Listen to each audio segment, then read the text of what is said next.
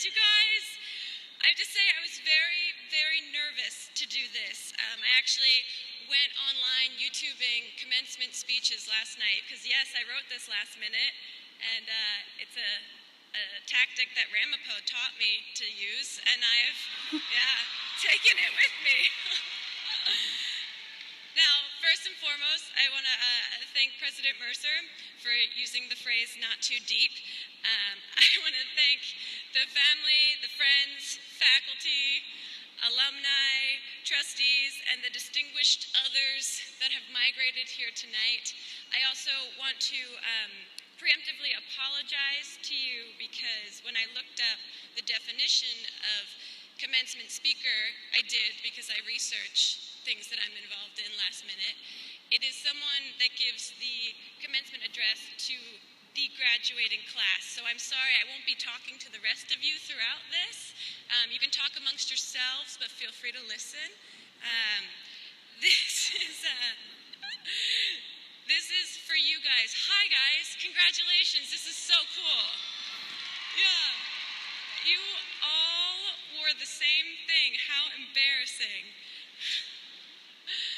Now, really, I want you guys to take this moment in to really feel present in this moment. Don't feel a need to Instagram this, to tweet it, to Snapchat it, to Periscope it. I mean, if you do, hashtag Grace Helbig. I'm at Grace Helbig across all social media platforms if you need it. But I really want you to take an opportunity to just feel what this feels like, because when I graduated in 2007, I didn't, and I really regret it.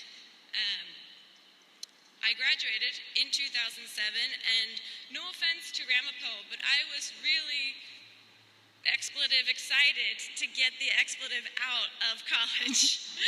I mean, if I had my way, I think a month after freshman orientation, walking through that arch, I would have turned back around and walked right back out and been like, did it, I did the arching ceremony, am I done? Now, you see, during my 4 years at Ramapo, and even after I graduated, I had this kind of bitter, sinking feeling that I didn't fully enjoy my college experience. You see, I was very shy, and I was very socially awkward when I was in college, so I didn't go to many parties, I didn't have many friends. I went to maybe a handful of parties, and I had maybe a handful of friends. Instead, I filled all of my free time with working. Every semester, I had at least 2 jobs off campus. I had an internship, usually in the city, and I took as many credits as I could every semester so I could graduate as fast as humanly possible. And this sort of lifestyle led to a lot of stress and a lot of anxiety and just this constant bitterness that Ramapo wasn't providing me the experience that I wanted, that Ramapo wasn't enough. And I mean, every time I said I went to Ramapo, when someone asked me where I went to school, they said, what? And I said, Ramapo College. And they said, what? And I said, it's a real college, I swear. Our mascot is a road runner. And we have a campus, I swear, it's covered in skunks. And we have great professors, I swear. We have this guy that walks backwards around the campus because he thinks that's a better way to exercise. You guys still have that guy? Yeah, he's great. I don't know what he taught, but he was there. There he is. That's what he's doing now. I tried to explain so much about my college, and the more I tried to explain it, the more it sounded fake, and I just had this lingering bitterness just fueled by it. And side note to parents, I swear I'm getting to a point. Ramapo didn't just like bring me in to piss on the school that you spent thousands of dollars on for your kids. We're on this speech journey together, so please just be patient. It will make sense, hopefully. So towards the end of my college experience, I graduated and I got really into improv comedy in New York City, and I was performing at the People's Improv Theater regularly, and there I learned a concept that changed my entire life. Follow your fear. Yeah, let it sink in.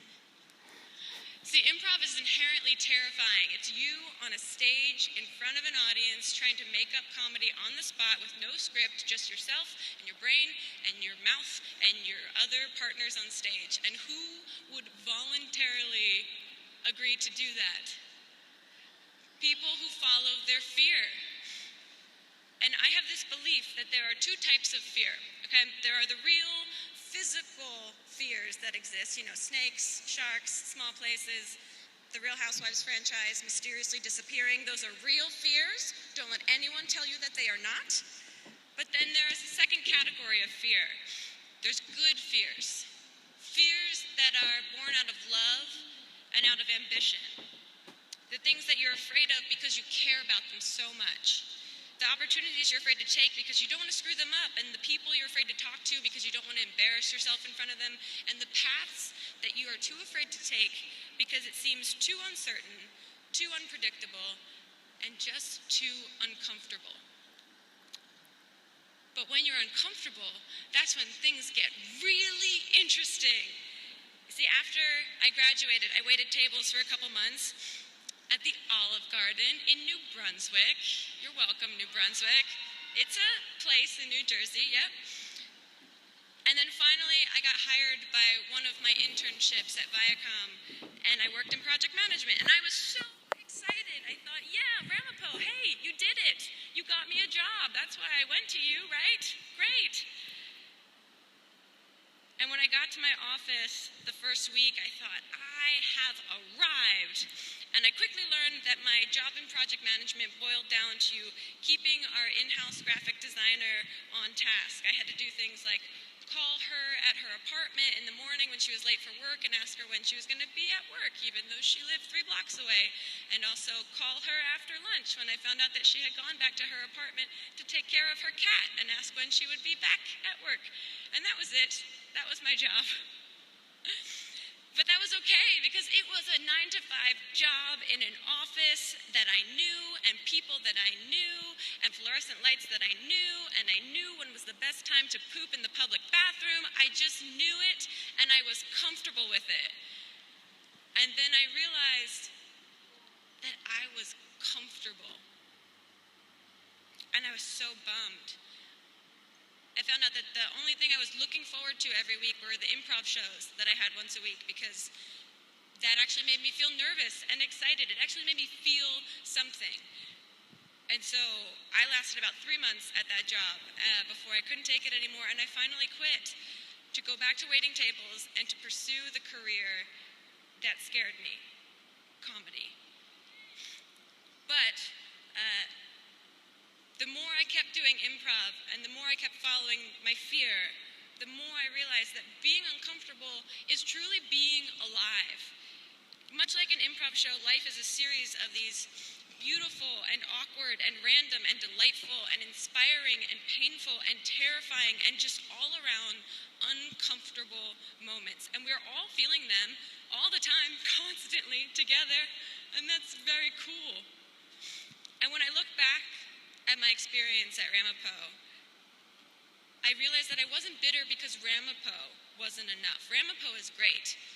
I'm bitter because I wasn't enough. I wasn't doing enough to face my fears. I wasn't putting myself in situations that made me uncomfortable just to see what happened, because life will give you what you put into it. I mean, you can't just sit in your dorm and hope that a TGI Fridays blue goblet of liquor shows up. You have to get your fake ID and get it. And yes, look, failure is an option, and failure can be extremely scary, and it can keep you from chasing chances, but quite honestly, I think it is way more terrifying to be boring than to be a failure. Failures are what make you interesting, and they're what give you perspective, and they're what get you millions of views on YouTube. If you ever see someone at a party and they seem so perfect, they seem like life was just handed to them on like a silver platter, and they've never done anything wrong in their whole lives, and they couldn't possibly fail at anything, I hate that kind of person. I can't relate to them because that's not a human thing to relate to. Perfection. I mean, I have been afraid and I have failed at so many auditions. I've auditioned for SNL in front of Lorne Michaels, wearing a belly chain and doing my best Jersey girl accent, and oh my God, can you believe I didn't get cast? Oh my God, yes, I can believe that I did not get cast. But you don't let it stop you. You say, thank you very much, failure, for this little bit of perspective. I will put that in my pocket and take it with me and move forward. And you guys have already all followed your fears by being here right now.